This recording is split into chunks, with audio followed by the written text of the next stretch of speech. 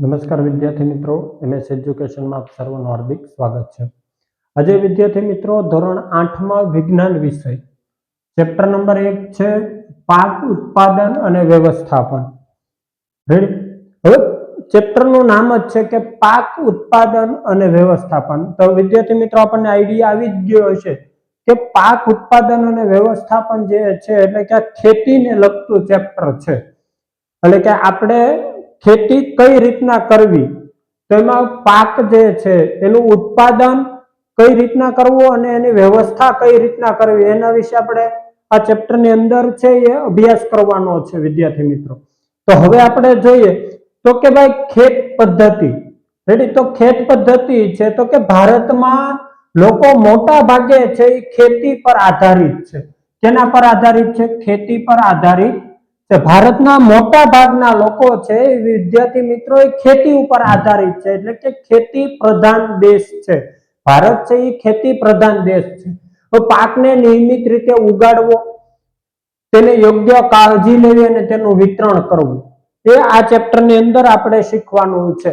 એટલે કે પાક જે છે એને ઋતુ પ્રમાણે છે ઉગાડવામાં આવતો હોય છે, પછી તેને યોગ્ય રીતે એની કાળજી લેવી, પછી પાક છે પરિપક્વ, આખો પાક છે પરિપક્વ પાકી જાય છે પછી એને યોગ્ય રીતે છે સંગ્રહ કરવો અથવા વિતરણ કરવો એટલે કે વેચવું, એના ઉપર આપણે છે એ અભ્યાસ કરવાનો છે। તો એમાં પહેલો ટોપિક છે પાક એટલે શું?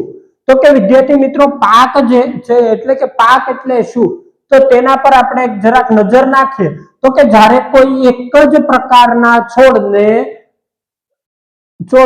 જગ્યા પર કોઈ જગ્યા પર મોટા પ્રમાણમાં ઉગાડવામાં આવે, એટલે કે વિદ્યાર્થી મિત્રો જ્યારે કોઈ એક જ પ્રકારનો જે છોડ હોય છે અને કોઈ એક જ જગ્યા પર ઉગાડવામાં આવે છે તો તેને આપણે પાક કહેવામાં આવે છે। એટલે કે જેમ કે ઘઉંના પાક છે, હવે માની લો કે ઘઉંનો પાક છે એનો અર્થ એવો થાય છે કે ખેતરમાં ઉગાડવામાં આવેલા બધા જ જે છોડ છે એ ઘઉંના છે। હવે જો માનો ઉદાહરણ તરીકે આ એક ખેતર છે, રેડી?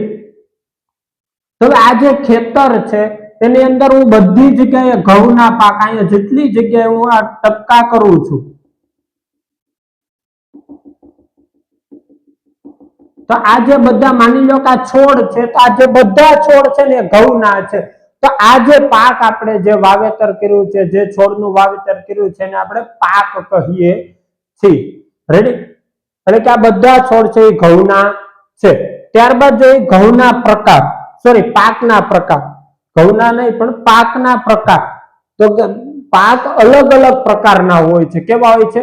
અલગ અલગ પ્રકારના છે એ પાક હોય છે, જેમ કે અનાજ છે, શાકભાજી છે, ફળ છે, ઋતુ પ્રમાણે પાક ને બે ભાગમાં વહેંચવામાં આવેલા છે। હવે પાક તો જો અલગ અલગ પ્રકારના વિદ્યાર્થી મિત્રો હોય કે અનાજનો પાક હોય છે, શાકભાજીના હોય છે, ફળના હોય છે, ફૂલ હોય છે, એટલે કે અલગ અલગ પ્રકારના છે એ પાક હોય છે।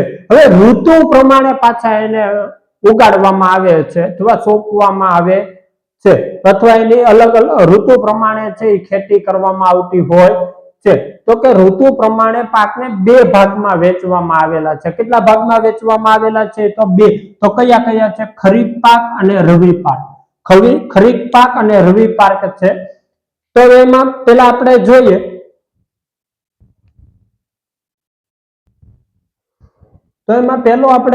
ખરીફ પાક। તો ખરીફ પાક કોને કહેવાય? તો કે જે પાકને વરસાદની ઋતુમાં રોપવામાં આવે અથવા વરસાદની ઋતુમાં ઉગાડવામાં આવે, એટલે કે વરસાદની ઋતુ એટલે કે જૂન મહિનાથી સપ્ટેમ્બર, જૂન, જુલાઈ, ઓગસ્ટ અને સપ્ટેમ્બર આ 4 મહિનામાં છે એ ખરીફ પાક ઉગે, એની પછી ઉગે નહીં, એટલે કે ઉગાડવામાં આવે છે। ઉદાહરણ તરીકે છે તો કે ડાંગર અને મકાઈ। હવે આ ડાંગર અને મકાઈ છે એ ખરીફ પાકના ઉદાહરણ છે કે જે જૂન થી સપ્ટેમ્બર મહિના સુધી ઉગાડવામાં આવે, એટલે કે ચોમાસાની ઋતુ, વરસાદની ઋતુ કે જે અત્યારે શરૂ થયો છે।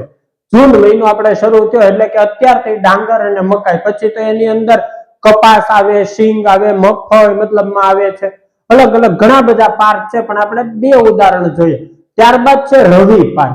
તો કે રવિ પાક જે પાકને શિયાળાની ઋતુમાં એટલે કે ઠંડીની ઋતુમાં એટલે કે ઓક્ટોબર થી માર્ચ મહિના સુધી ઉગાડવામાં આવે છે તેને આપણે રવિ પાક કહેવામાં આવે છે, એટલે કે ઠંડી ઋતુમાં.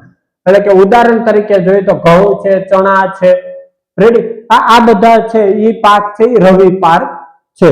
જો વિદ્યાર્થી મિત્રો તમને આ વિડીયો પસંદ આવ્યો હોય તો અમારી યુટ્યુબ ચેનલને લાઈક કરો, શેર કરો, કોમેન્ટ કરો અને આ વિદ્યાર્થી મિત્રો સબસ્ક્રાઇબ કરવાનું ભૂલતા નહીં. આભાર.